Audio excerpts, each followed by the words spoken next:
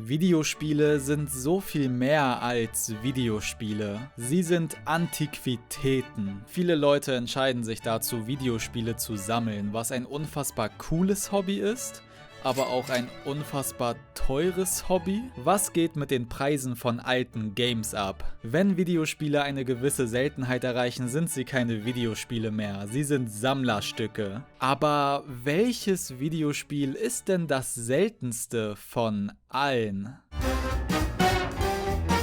Ich habe mich auf die Suche begeben und stelle euch heute eine Reihe an unfassbar seltenen und unfassbar interessanten Antiquitäten vor und will die Frage beantworten, welches Videospiel das seltenste von allen ist. Ich wünsche euch viel Spaß beim Zuschauen.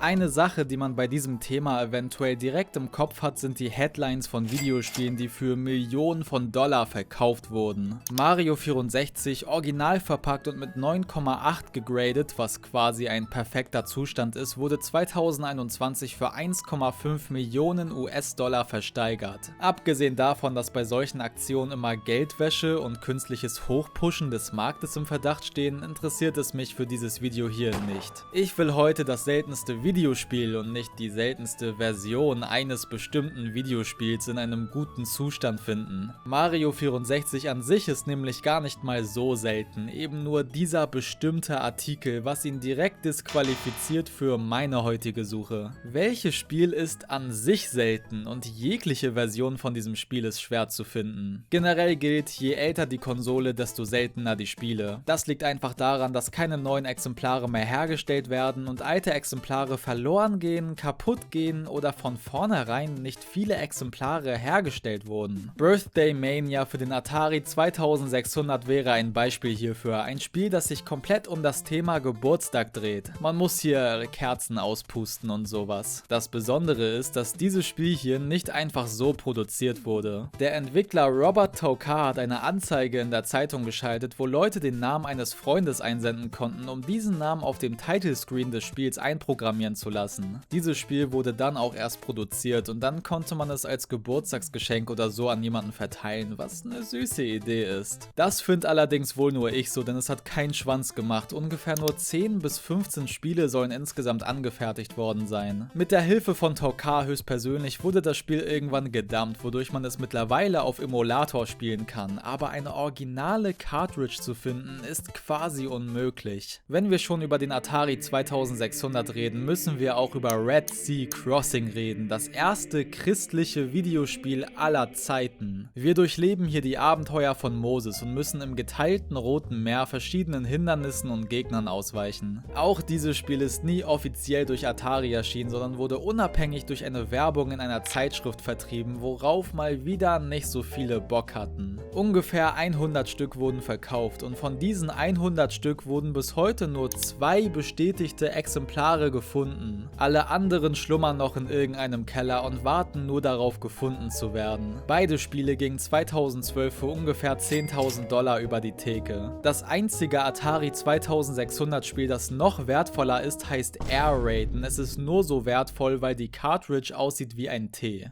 Wow, es ist so cool. Kommen wir von dieser alten Konsole lieber zu dieser alten Konsole. Das NES von Nintendo ist die Heimat von vielen wilden, vergessenen Spielen. Kennt ihr zum Beispiel Bubble Bath Babes, Hot Slots und Peekaboo Poker, eine Trilogie an Porno-Videospielen, wo alle Spiele heute vierstellig kosten, einfach weil sie so selten sind? Bubble Bath Babes ist zum Beispiel einfach Candy Crush, nur dass da unten einfach eine nackte Frau liegt. Also fragt mich nicht, wie das überhaupt existieren kann. Nintendo selbst hat tatsächlich auch für diverse Seltenheiten auf der Konsole gesorgt. Ihr müsst wissen, Nintendo hat in den 90ern eine Reihe an Wettbewerben in den USA veranstaltet, die als einer der ersten E-Sports-Veranstaltungen aller Zeiten gelten. Die Nintendo World Championships. Die Teilnehmer wurden in 3 Gruppen aufgeteilt, die über 18-Jährigen, die 12- bis 17-Jährigen und die unter 11-Jährigen. Innerhalb dieser Gruppen konnte man viele Sachen gewinnen: Geld, Ruhm, Ehre, aber das Wichtigste, die Nintendo NES World Championships 1990 Cartridge. Für diese Competition wurde nämlich ein Mix aus existierenden NES-Spielen angefertigt und das Ziel war es, besser als alle anderen zu sein. Als erstes wurdest du in Super Mario Bros. Geschmissen, wo das Ziel es war, so schnell wie möglich 50 Münzen zu sammeln. Hast du das geschafft, kommst du zu Red Racer, wo du einfach das Rennen beenden musst. Hast du das geschafft, kommst du zu Tetris, wo du in einer bestimmten Zeit einfach so viele Punkte wie möglich sammeln musst. Und dann war's das. Der Knackpunkt an dieser Challenge ist, dass die Punkte pro Spiel am Ende noch einen Multiplikator bekommen. Die Punkte aus Mario werden mit 1 multipliziert, die Punkte aus Red Racer mit 10 und die Punkte aus Tetris mit 25. Das hat dazu geführt, dass jeder durch Mario und Red Racer einfach durchgerusht ist, um so schnell wie möglich zu Tetris zu kommen, da die Punkte hier am meisten wert sind. Die Cartridge mit diesem Spiel wurde an 90 Finalisten verteilt. Es wird jedoch vermutet, dass mehr Exemplare existieren, da jedes dieser Spiele nummeriert ist und eine Cartridge mit der Nummer 353 gefunden wurde. Es wird bis heute versucht, alle verlorenen Zahlen zwischen 1 und 353 zu finden, mit Tabellen und Kopfgeldern für jeden, der eine aufspüren kann.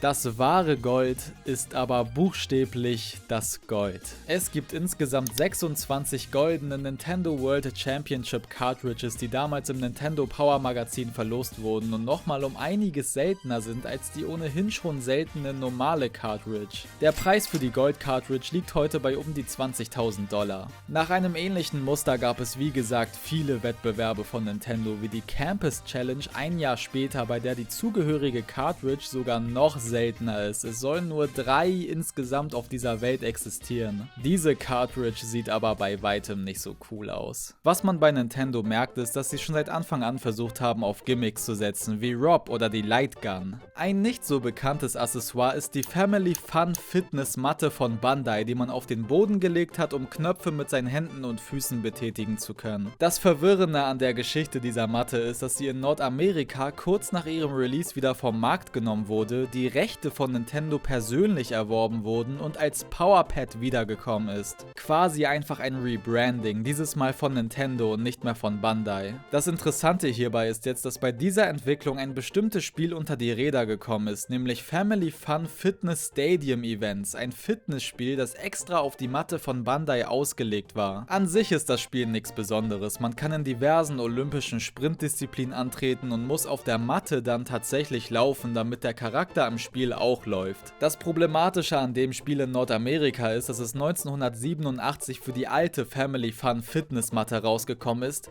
diese aber wie gesagt dann aber runtergenommen wurde, um Nintendos Powerpad rauszubringen. Um nicht für Verwirrung zu sorgen, hat man das Spiel Stadium Events auch vom Markt genommen und rebrandet als World Class Track Meet rausgebracht. Es ist dasselbe Spiel, nur mit anderem Namen. Die ganze Geschichte ist ein wenig verwirrend, aber im Kern kann man es darauf runterbrechen, dass Nintendo bei der Planung einfach reingeschissen hat. Dadurch, dass das originale Stadium Events nur für eine so kurze Zeit auf dem amerikanischen Markt war, ist die amerikanische Version des Spiels heute eines der seltensten Spiele aller Zeiten und wird sogar als heiliger Gral für Sammler angesehen. Es wird regelmäßig für 5-stellige Beträge versteigert.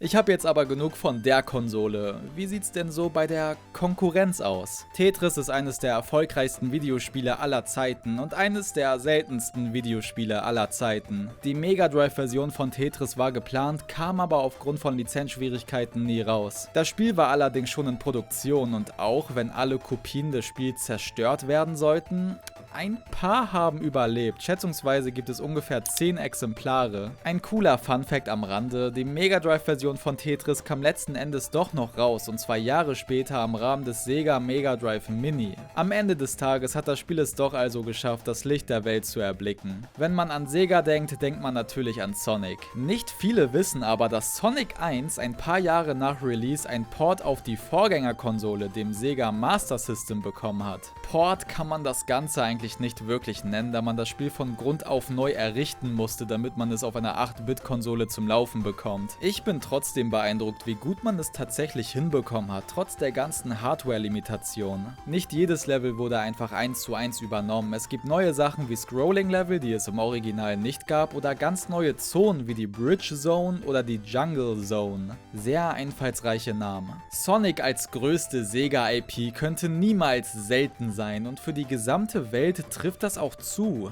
Außer für die USA. Schon wieder. Das Master System war dort nämlich ein übler Flop und Sonic war damals tatsächlich das allerletzte Spiel, das dort für die Konsole erschienen ist, bevor sie vom Markt genommen wurde. Die amerikanische Version des Spiels ist dementsprechend auch sehr selten und ein Sammlerstück. Selten sind generell Spiele von Konsolen, die nicht so oft verkauft wurden. Ergibt Sinn, denke ich. Wenn sich eine Konsole nicht so oft verkauft, verkaufen sich auch die Spiele nicht oft und mit der Zeit werden sie immer schwerer zu bekommen. Viele Spiele der GameCube sind heutzutage unter anderem deshalb so schwer zu bekommen. Die Nachfrage ist hoch, da wir mit den Spielen eine gewisse Nostalgie verbinden, aber das Angebot ist gering, da sich die Spiele wie die gesamte Konsole nicht wirklich oft verkauft haben. So entstehen dann Sachen wie Pokémon Box, so ziemlich das seltenste GameCube-Spiel, das es gibt, wenn wir mal Sachen wie das Sonic Heroes Super Monkey Ball Duo Pack oder das Metroid Prime Wind Waker Combo Pack weglassen. Das sind keine einzelnen Spiele, die zählen nicht. Pokémon Box ist an sich auch kein richtiges Spiel, wenn man es genau nimmt. Man bekommt zwei Möglichkeiten. Man kann zur Box gehen und man kann zum Abenteuer gehen. In der Box kann man seine gefangenen Pokémon aus Rubin und Saphir mit Hilfe des Game Boy Advance Link Cables auf den GameCube ziehen. Entweder um sie anschließend auf ein GameCube Pokémon Spiel zu tauschen oder um sie hier einfach zu sortieren, wenn man irgendwie ein Freak ist oder so. Man kann seine Pokémon ausstellen und süße Hintergründe wählen, aber insgesamt wirkt es dann doch wie einfach das Nötigste. Wenn man am Anfang das Abenteuer wählt, kann man Pokémon Rubin und Saphir mit Hilfe des Link-Cables auf dem Fernseher spielen, was eine coole Funktion ist. Heutzutage ist der Game Boy Player, den es für den GameCube gibt, aber auf jeden Fall die günstigere Option, um das zu machen.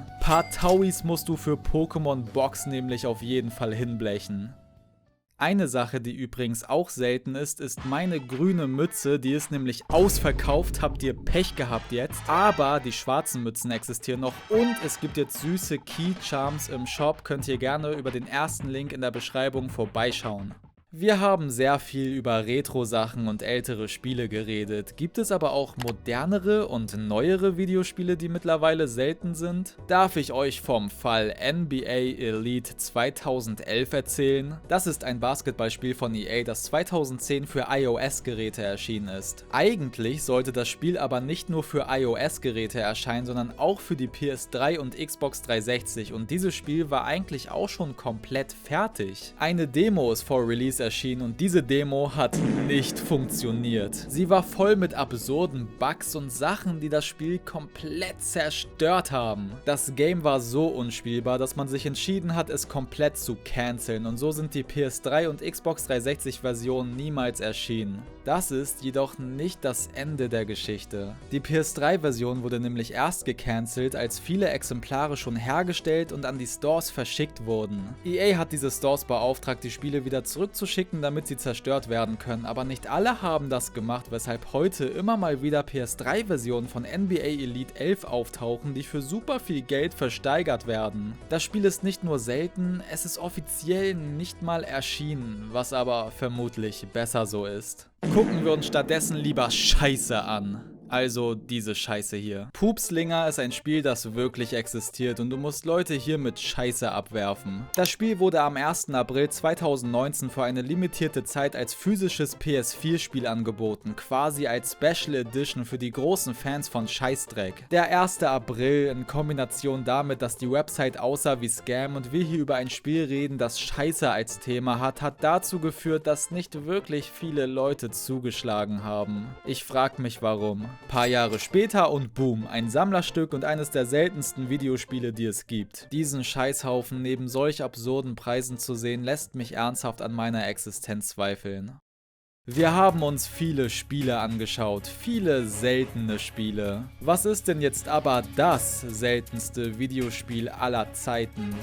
Wenn man eins nennen müsste, ist es vermutlich Gamma Attack für den Atari 2600. Für welche Konsole auch sonst. Es gibt nur ein einziges bekanntes Exemplar. Wir haben uns heute viele Spiele angeschaut, die selten sind, weil sie nie wirklich zum Verkauf standen. Das ist bei Gamma Attack anders. Das Spiel wurde öffentlich verkauft. Und mit öffentlich meine ich in einer Zeitschrift in einem kleingedruckten Satz. Ja, ich frage mich auch, warum das Spiel so selten ist. Das Spiel an sich ist auch nicht wirklich besonders, um ehrlich zu sein. Es ist ein klassischer Shooter, an dem man Panzer abschießen muss. Als dieses Spiel gefunden wurde, mitsamt der Werbung aus der Zeitschrift, um die Existenz zu beweisen, wurde das Spiel für eine $500.000 auf eBay geballert. Dieser Preis ist aber selbst für Game Collector komplett irre, weshalb da niemand zugeschlagen hat. Den genauen Wert dieser Cartridge zu bestimmen ist nicht so leicht, da sie wie gesagt bis jetzt nur einmal gefunden wurde, aber es wird so zwischen 20.000 und 50.000 Dollar geschätzt. Mittlerweile gibt es zum Glück Neuanfertigungen für die Leute, die wirklich einfach nur dieses Spiel auf der Konsole spielen wollen oder es symbolisch in ihrer Sammlung haben wollen. Es wurde damals auf jeden Fall auch mehr als nur ein Exemplar von diesem Spiel hergestellt, aber bislang wurde nur eins gefunden, alle anderen sind bis heute immer noch verschollen.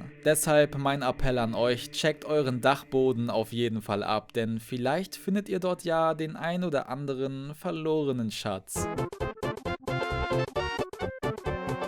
Dankeschön fürs zu Ende schauen. Falls ihr zufälligerweise an Schach-Content interessiert seid, ich bin momentan ein bisschen im Schachgrind, könnt ihr gerne auf meinem Zweitkanal vorbeischauen. Ansonsten wünsche ich euch noch einen schönen Tag, haut rein und ciao.